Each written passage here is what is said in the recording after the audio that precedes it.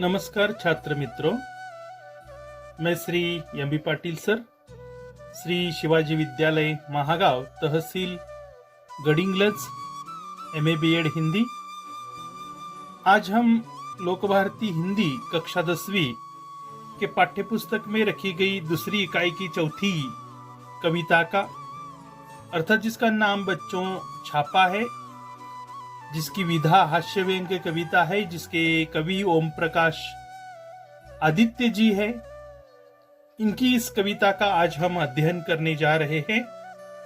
तो मैंने प्रारंभिक वीडियो में आपको बताया है कि आयकर विभाग के अधिकारियों ने अनधिकृत तरीके से कमाया हुआ धन जो लोग प्राप्त करते हैं, उनका वह धन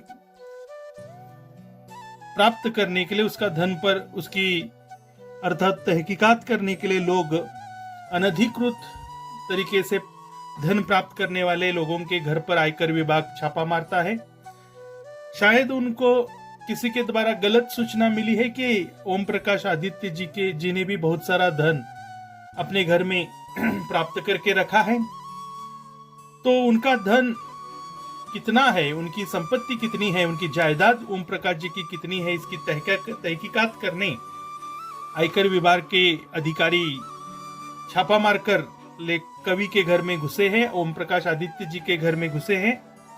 ओम प्रकाश आदित्य जी से वे अनेक सारे वस्तुओं की मांग कर रहे हैं और ओम प्रकाश आदित्य जी उन्होंने अर्थात आयकर विभाग के अधिकारियों ने जिन वस्तुओं की मांग की है, उन वस्तुओं का संबंध साहित्य में इस्तेमाल किए जाने वाले शब्दों के साथ, साहित्य में उपयोग किए जाने वाले शब्दों के साथ उन शब्दों का संबंध जोड़कर व्यंगोक्ति यानी अर्थात जिसको हम व्यंगोक्ति कहते हैं, अर्थात हास्य व्यंग कहेंगे तो भी चलेगा, हास्य व्यंग निर्माण कर रहे हैं। तो इसका चित्रण इस कविता में है। समोच्चारित भिन्नार्थक शब्द इस कविता की विशेषता है। चलो हम कविता पढ़ते हैं। छापा। मेरे घर छापा पड़ा। ओम प्रकाश आदित्य जी कह रहे हैं कि मेरे घर छापा पड़ा। किसका छापा? आयकर विभाग के अधिकारियों का छापा। क्यों पड़ा? शायद उन अधिकारियों को किसी के द्वारा शायद गलत सूचना मिली थी कि ओम प्रकाश जी ने अनधिकृत तरीके से ज्यादा धन प्राप्त करके रखा है। मेरे घर आयकर विभाग के अधिकारियों का छापा पड़ा। छापा का पर्यायवाची शब्द धावा है, समानार्थी शब्द धावा है। रेड अंग्रेजी में कहते हैं उसको।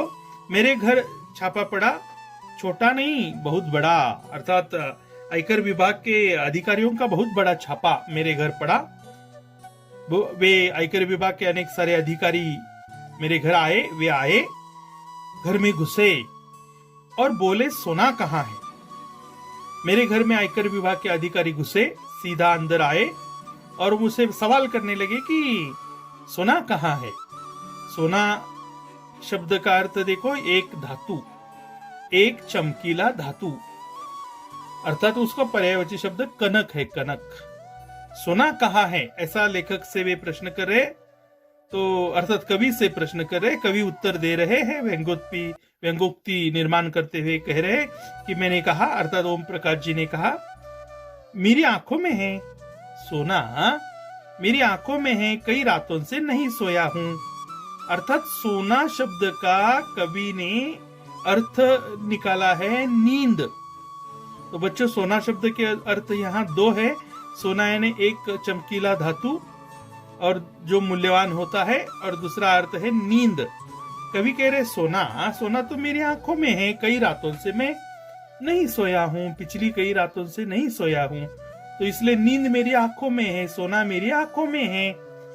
ये उत्तर सुनकर वे रोष में आए, थोड़े गुस्से में आए अधिकारी लोग, और वे कहने लगे, रोष में आकर बोले, स्वर्ण दो स्वर्ण, स्वर्ण दो स्वर्ण, अर्थात स्वर्ण यानी सोना, आभूषण।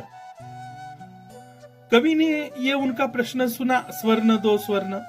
कवि कहते, मैंने जोश में आकर कहा, अर्थात मैंने भी उत्साह से उत्तर देते हुए कहा, सुवर्ण, सुवर्ण मैंने अपने काव्य में बिखरे हैं, उन्हें मैं कैसे दे दूं। सुवर्ण, कवि कह रहे कि उन्होंने स्वर्ण मांगा है, तो कवि कह रहे सुवर्ण, सुवर्ण यानी सुंदर अक्षर, सुंदर अक्षर तो मैंने अपने अर्थात सुवर्ण तो मैंने अपने काव्य यानी कविताओं में बिखरे रखे हैं, वे मैं तुम्हें कैसे दे दूं सुंदर अक्षर, ऐसा कवि उत्तर दे रहे। इस उत्तर को सुनकर वे झुंझला कर बोले अर्थात चिड़चिड़ा कर बोले, तुम समझे नहीं। आयकर विभाग के अधिकारी बोले, तुम समझे नहीं, हमें तुम्हारा अनधिकृत रूप से अर्जित अर्थ चाहिए, हमें तुम्हारा अनधिकृत रूप से अर्जित धन चाहिए। अर्थात देखो यहाँ अर्जित यानी प्राप्त किया हुआ, अनधिकृत यानी अर्थात नाजायज तरीके से, अधिकारों का अर्थात कानून का पालन न करते हुए अनधिकृत तरीके से, नाजायज तरीकों से तुमने गलत तरीकों को अपनाकर जो अधिक धन प्राप्त किया है, वह अधिक धन प्राप्त किया हुआ हमें चाहिए, तुम्हारा अनधिकृत धन हमें दे दो, ऐसा वे बोले। मैंने मुस्कुराकर बोला अर्थात मैं मुस्कुराकर बोला ना, ओम प्रकाश आदित्य मुस्कुराकर बोले, अर्थ मेरी नई कविताओं में है, आपको अर्थ चाहिए ना। तो बच्चों यहाँ अर्थ शब्द के दो अर्थ है, अर्थ यानी धन, अर्थ यानी पैसा। और अगर हम साहित्य में इस शब्द का मतलब ढूंढेंगे, अर्थ ढूंढेंगे, अर्थ शब्द का साहित्यिक अर्थ है मतलब। तो आपको परीक्षा में अर्थ शब्द के दो अर्थ लिखने के लिए कहते हैं। अर्थ शब्द का एक अर्थ है धन अर्थात पैसा, तो अर्थ शब्द का दूसरा अर्थ है मतलब। तो कवि ने साहित्य में जो इस्तेमाल होता है अर्थ शब्द, उस अर्थ से कहा, मुस्कुराकर कवि ने कहा, अर्थ अर्थात मतलब मेरी नई कविताओं में है। मैंने जो अनेक सारी नई नई कविताएं लिखी है, उन नई कविताओं में आपको अर्थ मिलेगा, मतलब मिलेगा, आप उन्हें प्राप्त कर सकते हो पढ़कर, तुम्हें मिल जाएगा, तो ढूंढ लो तुम मेरी नई कविताओं में अर्थ। ये उत्तर कवि ने हंसते हंसते दिया। तो इस उत्तर को भी सुनकर आयकर विभाग के अधिकारी झुंझला उठे, गुस्सा हो उठे और वे तेज आवाज में कवि से कुछ कहने लगे। इसका अध्यापन मैं अगले वीडियो में आपसे कराने वाला हूं। तब तक आप क्या कीजिए बच्चों, पहली पंक्ति से लेकर यहां तक अर्थात तुम्हें मिल जाएगा ढूंढ लो, अर्थ मेरी नई कविताओं में है, मिल जाएगा ढूंढ लो, यहां तक आप इस कवि काव्य पंक्तियों का जो मैंने अर्थ इस वीडियो में बताया है वह सरल अर्थ लिखिए, काव्य पंक्तियों का सरल अर्थ लिखिए। इस प्रकार से अपनी बही में आज ही जरूर लिखो। लिखते समय आप एक काम करो कि ये जो पहला अर्थात परिच्छेद है, पहली जो कड़ी है अर्थात मेरे घर छापा पड़ा, छोटा नहीं बहुत बड़ा, वे आए घर में घुसे, बोले सोना कहाँ है, मैंने कहा मेरी आंखों में है, कई रातों से नहीं सोया हूं। वे रोश में आकर बोले स्वर्ण दो स्वर्ण, मैंने जोश में आकर कहा सुवर्ण मेरे काव्य में बिखरे है।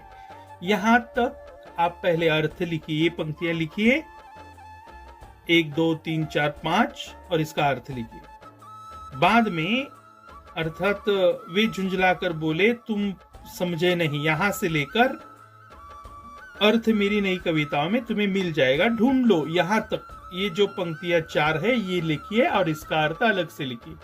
इस प्रकार 2 कड़ियों के अर्थ आज अपनी कॉपी में आप जरूर लिखिए। प्रश्न ऊपर लिखिए, निम्नलिखित काव्य पंक्तियों का सरल अर्थ लिखिए। ये 4 पंक्तियां, ये 5 पंक्तियां और ये 4 पंक्तियां अलग से, इन दोनों कड़ियों के अर्थ आज ही आप अपनी हिंदी की कॉपी में लिखिए। यह आज का आपका होमवर्क रहेगा, स्वाध्याय रहेगा।